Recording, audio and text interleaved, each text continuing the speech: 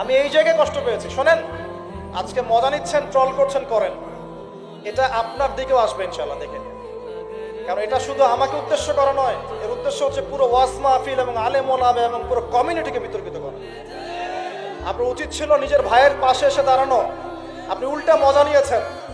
এগুলো আল্লাহর আরশ পর্যন্ত পৌঁছে গেছে ইনশাআল্লাহ। আল্লাহ পাক অচিরেই এর ফলাফল নাযিল করবে ইনশাআল্লাহ। একটা ন্যাশনাল নিউজ যদি প্রচার করতে চান, আপনাকে পক্ষে বিপক্ষের কথা নিতে হবে না? একটা ন্যাশনাল নিউজ প্রচার করবেন, তাহলে বাদী বিবাদী উভয়ের কথা শুনতে হবে না? এই হলুদ সাংবাদিকতা, টোটালি হলুদ সাংবাদিকতা। এর পিছনে কি উদ্দেশ্য? উদ্দেশ্য হচ্ছে 1 নাম্বার ওয়াজ মাহফিলকে বিতর্কিত করা, নাম্বার 1। 1 নাম্বার উদ্দেশ্য ওয়াজ মাহফিলের যে চলমান সিলসিলা বাংলার মাটিতে চলছে, এই চলমান সিলসিলাকে বিতর্কিত করা একটা প্রধান উদ্দেশ্য। 2 নাম্বার, ওয়াজ মাহফিলে যেসব বক্তাদের মাহফিলে বেশি মানুষ আসে, এই বক্তাদেরকে জাতির সামনে এই বিতর্কিত করে উপস্থাপন করা। 2 নাম্বার। 3 নাম্বার, আপনি যদি একজন বক্তা বা আলেমকে বিতর্কিত করতে চান, 2টা ইস্যু লাগবে আপনার। 1, নারী কেলেঙ্কারি, 2, অর্থের কেলেঙ্কারি। মারো খেলাম আমরা, জুলুমের শিকার হলাম আমরা, আর উল্টা আমাদেরকে টাকার মতো ছোট্ট একটা বিষয়কে কেন্দ্র করে আমাদেরকে জাতির সামনে অপমানিত করা হচ্ছে। কত টাকা নেবেন? টাকার জন্য যদি আমরা মাহফিল করতাম, আজকে 10 তলা বাড়ি থাকতো। একদিনে চাইলে আমি 10টা মাহফিল করতে পারতাম। টাকার জন্য যদি আমরা কাজ করতাম, দিনের কাজ, তাহলে আমার নামে শত শত বিঘা জমি থাকতো। আমি আল্লাহর বান্দা, আল্লাহর জমিনে বেঁচে আছি কারাগারের জীবনে। আমার 100 কোনো জমি নাই পৃথিবীতে, 100 কোনো। আল্লাহর কসম করে বলতেছি, আমার 2টা পরিবার ভাড়া থাকি আমরা। প্রত্যেক মাসে ভাড়ার টাকা গুনতে হয় আমাদেরকে। টাকা পয়সা দিয়ে মাহফিল কিনে নিয়েছে। আমাদের নাম্বার ফেসবুকে available, WhatsApp number available. Phone করে তো বলতে পারতেন যে ভাই আসলে কি হয়েছিল ঘটনা। তার মানে বোঝা যায় এর পিছনে একটা গভীর ষড়যন্ত্র আছে। ষড়যন্ত্র 1 নাম্বার, আলেম ওলামাদের অবস্থা কিন্তু দেশে ভালো নয়। ষড়যন্ত্র 1 নাম্বার হচ্ছে হকপন্থী আলেম ওলামাদেরকে সমাজ থেকে মাইনাস করে দেওয়া, একটা উদ্দেশ্য 1। 2 নাম্বার, ওয়াজ মাহফিলকে বিতর্কিত করা, একটা উদ্দেশ্য। 3 নাম্বার, যেসব বক্তাদের ওয়াজ মাহফিলে বেশি মানুষ আসছে, জনগণ শুনছে, আমল করছে, ইসলামের একটা ফ্লো সৃষ্টি হচ্ছে, এই মানুষদেরকে সমাজে বিতর্কিত করে দেওয়া। এবং এই কাজগুলোর মধ্য দিয়ে কারা তাদের এজেন্ডা বাস্তবায়ন করছে আপনারা খুব ভালো করে খেয়াল করেন। আর কিছু আছে চিলে কান নিল টাইপের মানুষ, যা দেখবে অনলাইনে, যা আসবে দেদারসে প্রচার করা শুরু করবে। তুমি যে মিডিয়া, তুমি যে ফেসবুকে ইউটিউবিং করছো, ফেসবুকিং করছো, কখনো কি আমাকে জিজ্ঞেস করেছিল, আমাদেরকে জিজ্ঞেস করেছিল ভাই কি হয়েছে আপনাদের সাথে? তুমি এক পক্ষের কথা শুনে গালিগালাজ করছো, চরিত্র নিয়ে কথা বলছো, টাকার কেলেঙ্কারি দিচ্ছ। তোমাদের জন্য 2টা নসিহত করে শেষ করবো, জাস্ট 2টা। 1, নবী সাল্লাল্লাহু আলাইহি ওয়াসাল্লাম বলেছেন, কাফা বিল মারই কাযিবান ওয়া হুয়া ইয়াকুলু কুল্লামা সামিআ।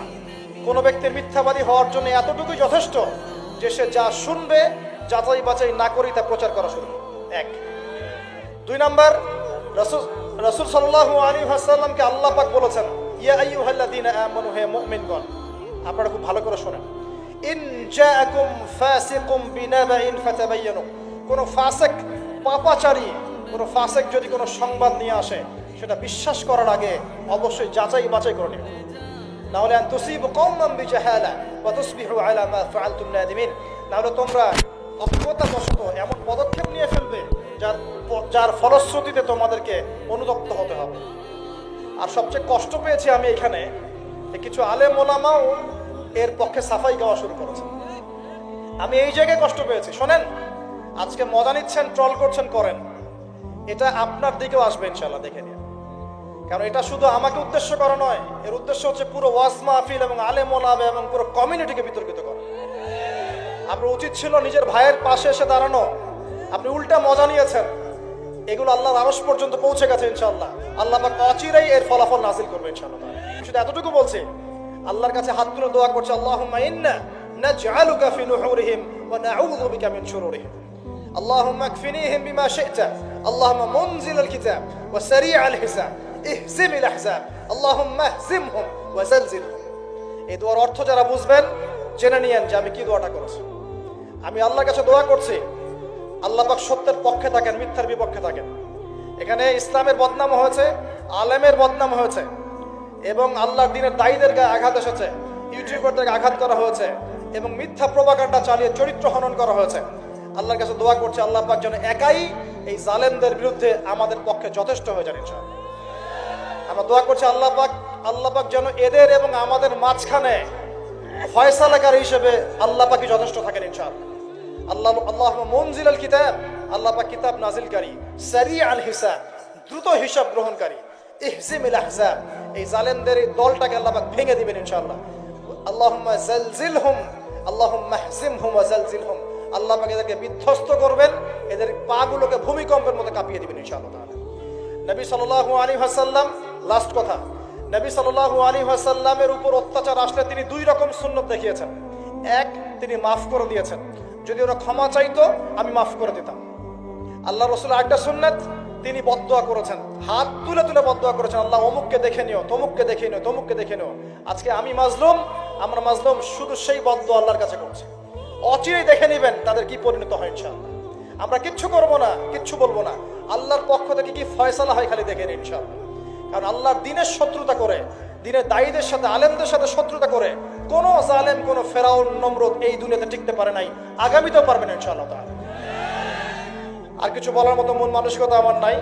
আপনাদের জন্য দোয়া করবো এবং অনুরোধ করবো যে আল্লাহর ওয়াস্তে এই বিভ্রান্তির যুগে এক পেশে মনোভাব রাখবেন না, সত্য মিথ্যা যাচাই করবেন, তারপরে আপনি বিশ্বাস করবেন ইনশাআল্লাহ তাআলা।